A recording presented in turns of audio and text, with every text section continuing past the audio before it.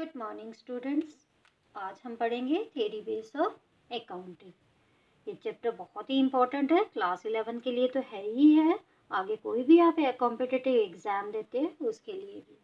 इस चैप्टर में जो चीज़ें कवर करेंगे वो है accounting principle and accounting concept. सबसे पहले बात हम करेंगे अकाउंटिंग प्रिंसिपल। अकाउंटिंग, जैसे कि आपको पता है अकाउंटिंग का मीनिंग क्या होता है, recording business transaction.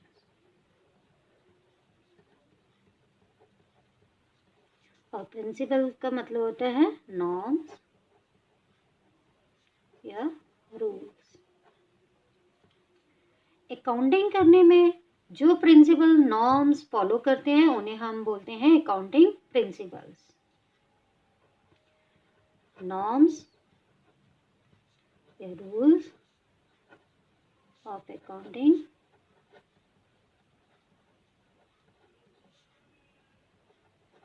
to maintain uniformity।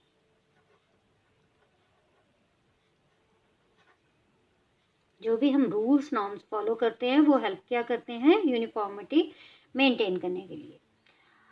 अगर हम अकाउंटिंग प्रिंसिपल फॉलो नहीं करेंगे, जब कोई भी बिजनेसमैन ये अकाउंटिंग प्रिंसिपल फॉलो नहीं करता है, सब अपने अपने रूल्स फॉलो करते हैं, तो क्या होगा, यूनिफॉर्मिटी नहीं आएगी। जो रूल्स हैं नॉर्म्स हैं वो हेल्प करते हैं यूनिफॉर्मिटी मेंटेन करने के लिए। इसकी अगर हम फीचर्स की बात करें अकाउंटिंग प्रिंसिपल्स की, सबसे पहला है मैन मेड। इनको कौन बनाता है, हम लोग बनाते हैं, जो पैनल बैठता है वो सारे अकाउंटिंग प्रिंसिपल्स बनाते हैं। सेकंड वन है फ्लेक्सिबल। फ्लेक्सिबल का मीनिंग तो आपको पता ही होगा, दे आर नॉट रिजिड। इनको हम चेंज कर सकते हैं अपनी ज़रूरत के हिसाब से। थर्ड वन है जनरली एक्सेप्टेड। कहने का मतलब वर्ल्ड वाइड में हर व्यक्ति इसको, इन प्रिंसिपल्स को फॉलो करता है, इसीलिए इनको हम क्या बोलते हैं, GAAP, generally accepted accounting principles.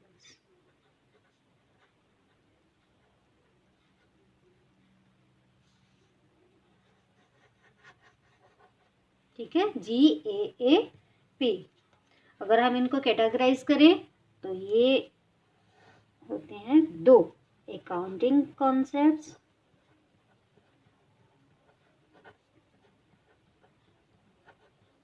Second है अकाउंटिंग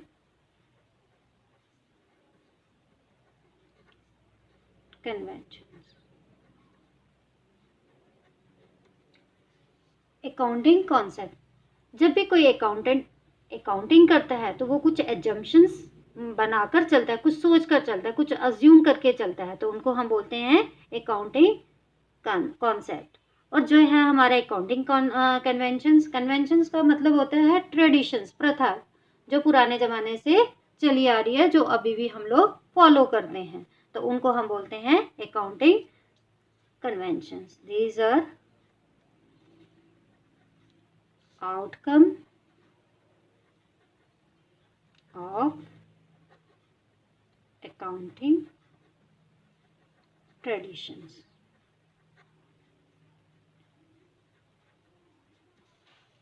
अब है अकाउंटिंग एजम्पशंस, इसको फंडामेंटल अकाउंटिंग एजम्पशंस भी बोलते हैं। वो भी हमने डिवाइड किया है 3 हिस्सों में। पहला वन है, first one is going concern, second है कंसिस्टेंसी, और थर्ड है एक्रूअल। अब हम इसको डिटेल में पढ़ेंगे।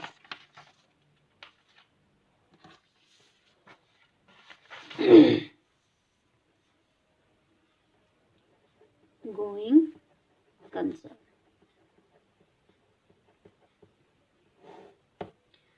गोइंग का मीनिंग भी आपको पता है, कंटिन्यू, चलता रहता है, और कंसर्न हो गए बिजनेस, जिसकी हम बात कर रहे हैं, बिजनेस या एंटरप्राइज। इसके जो मेन पॉइंट्स है पहले मैं आपको लिखा देती हूँ। The business will continue for foreseeable future and there is no intention to close the business।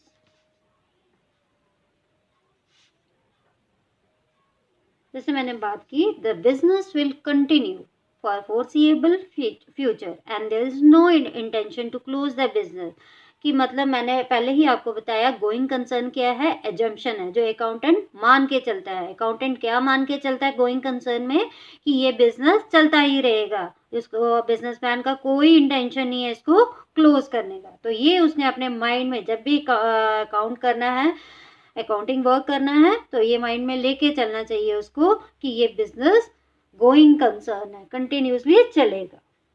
Second है distinction between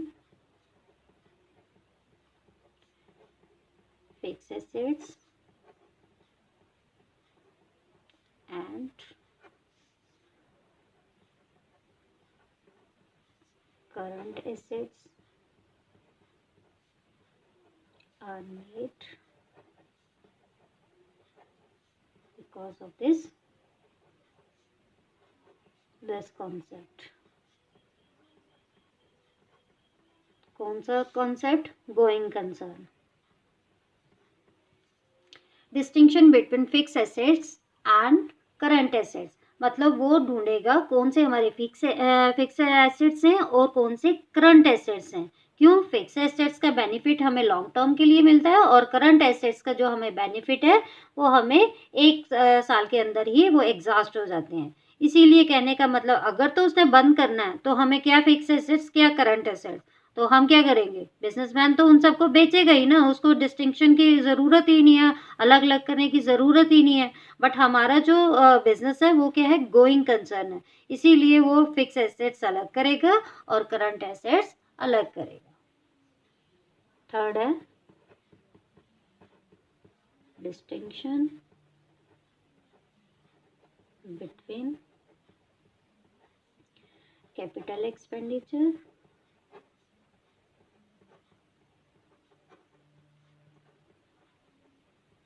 and revenue expenditure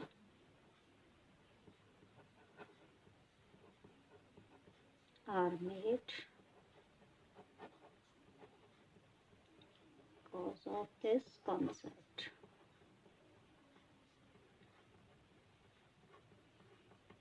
जब ये वो अकाउंट बनाएगा, उसके चेक करेगा या कुछ भी है, तो वो सबसे पहले क्या करेगा, कैपिटल एक्सपेंडिचर और रेवेन्यू एक्सपेंडिचर को अलग करेगा। क्यों? क्योंकि हमारा ये कॉन्सेप्ट क्या है, गोइंग कंसर्न का है, कि बिजनेस हमारा चलना है, वो बंद नहीं होना है, इसीलिए वो कैपिटल एक्सपेंडिचर को भी अलग करेगा और रेवेन्यू एक्सपेंडिचर को भी अलग करेगा। ये था हमारा गोइंग कंसर्न।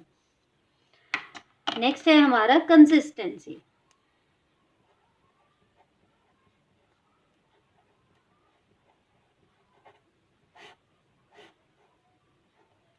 कंसिस्टेंसी का मतलब क्या होता है, एक जैसा। ठीक है, सबसे पहले मैं आपको एक इसकी डेफिनेशन लिखा देती हूँ, फिर आप इसको करना, मैं एग्जाम्पल लेके समझाऊंगी। One accounting practice is followed year after year.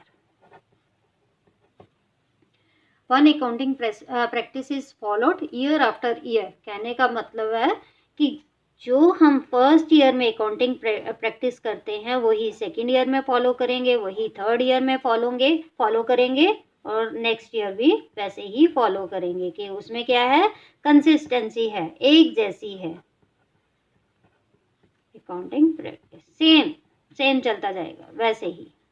इसका जो हमारी एजम्पशन है, अकाउंटेंट क्या एजम्पशन लेके चलेगा कि जो हमारी अकाउंटिंग प्रैक्टिस है वो followed by year after year.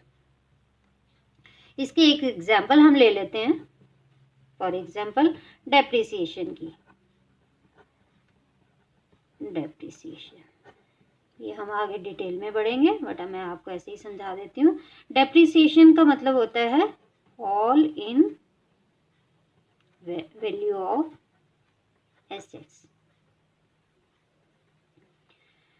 तो डेप्रिसिएशन क्या है, जो हम कोई एसेट्स खरीदते हैं कंपनी के लिए, उसकी जो वैल्यू है हर साल डिक्रीज होती जाती है, गिरती जाती है। आने वाले सालों में वो उतना उसका आउटकम नहीं निकलता जितना वो पहले होता है। तो डेप्रिसिएशन के मेथड्स होते हैं स्ट्रेट लाइन मेथड और दूसरा है हमारा रिटर्न डाउन वैल्यू मेथड। तो अगर तो बिजनेसमैन इसको चूज करता है SLM को या जो भी इन दोनों में से मेथड को, तो वो नेक्स्ट ईयर भी वही फॉलो करेगा। कहने का मतलब सेम मेथड वो फॉलो करेगा, चाहे स्ट्रेट लाइन मेथड हो चाहे वो रिटर्न डाउन मेथड है। तो अगर हम बोलें कि जैसे हमने बात बोला कि ये फ्लेक्सिबल है, तो जो हमारी ये चेंजेस है वो हम 3 तरीकों से इसको चेंज कर सकते हैं। इफ लॉ रिक्वायर्ड, अगर लॉ को मंजूर है, जो हमारा कानून है उसको अगर कानून बोले हमें, तो एक मेथड से हम दूसरे मेथड पे स्विच कर सकते हैं। सेकंड वन है if accounting standard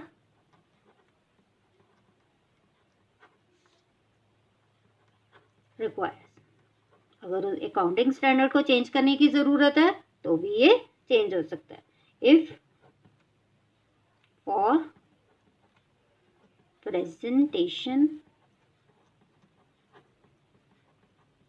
of financial statement. वैसे तो कंसिस्टेंसी है तो एक जैसा मेथड ही रहेगा जो हमने फॉलो किया है पहले ईयर में, तो next second year, third year, fourth year, fifth year हम वही फॉलो करेंगे। तो चेंजेस हम ला सकते हैं ड्यू टू सम, जैसे लॉ रिक्वायर्ड है, अकाउंटिंग स्टैंडर्ड को रिक्वायर्ड है, या प्रेजेंटेशन ऑफ फाइनेंशियल स्टेटमेंट में अगर बेटरमेंट होती है उसके लिए, फॉर बेटर प्रेजेंटेशन के लिए। तो थर्ड वन है हमारा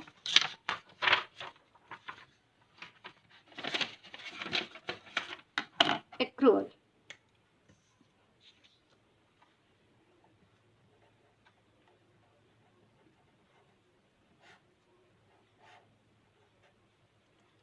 इसको समझाने से पहले मैं आपको एक डेफिनेशन बता देती हूँ। अ ट्रांजैक्शन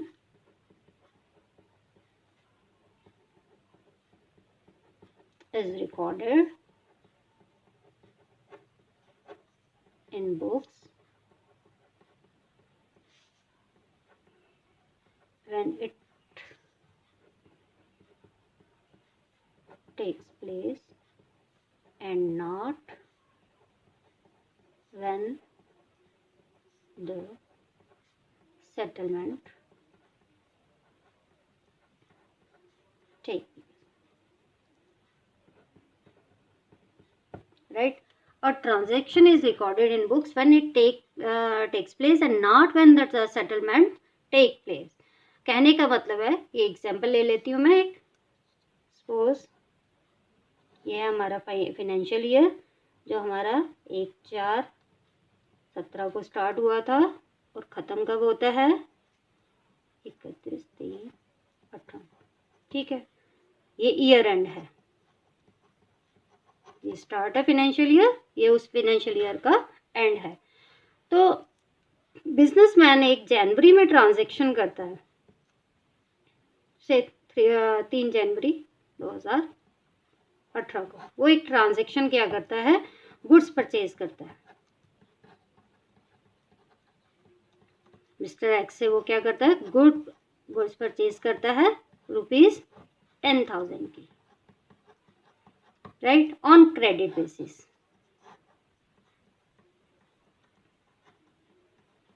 ठीक है, तो जो उसकी पेमेंट है, ये जो 3 जनवरी को उसने गुड्स परचेज की थी, उसकी पेमेंट वो करता है नेक्स्ट फाइनेंशियल ईयर में, सपोज 4 अप्रैल 2018 में। ठीक है, पेमेंट इस दिन होती है। अब बात आती है हमारी कि हमने कैसे रिकॉर्ड करना है। हमारे पास कितनी डेट्स हैं, 2018 में उसने परचेज किया और 4 अप्रैल 2018 में उसने पेमेंट की। अब चलते हैं हम डेफिनेशन की तरफ। A transaction is recorded in books when it takes place. तो टेक प्लेस कब हुआ, जब हमने परचेज किया, ठीक है, and not when the settlement takes place. तो सेटलमेंट क्या होती है, जो हमने पेमेंट की है। तो कहने का मतलब है जो हमने क्या रिकॉर्ड करना है अपनी बुक्स में, 3/1/2018 की एंट्री को रिकॉर्ड करना है। ठीक है, क्योंकि जो पेमेंट थी वो नेक्स्ट ईयर में हुई थी, नेक्स्ट ईयर मतलब फाइनेंशियल ईयर में, और हमने परचेज की थी पिछली जिसमें हम अकाउंट्स बना रहे हैं जिस ईयर का, जो हमारा 2017 और 2018 का था, इसमें हमने परचेज की इस ईयर में, और हमने नेक्स्ट फाइनेंशियल ईयर में सेटलमेंट की। सेटलमेंट मतलब पेमेंट की। ठीक है, तो हमने अपनी बुक्स में अकॉर्डिंग टू दिस एक्रूअल की डेफिनेशन से, तो हमने ट्रांजैक्शन कब रिकॉर्ड करना अपनी बुक्स में, जिस दिन हमने परचेज की, ना कि जिस दिन हमने पेमेंट की। बाकी नेक्स्ट लेक्चर में। Thank you.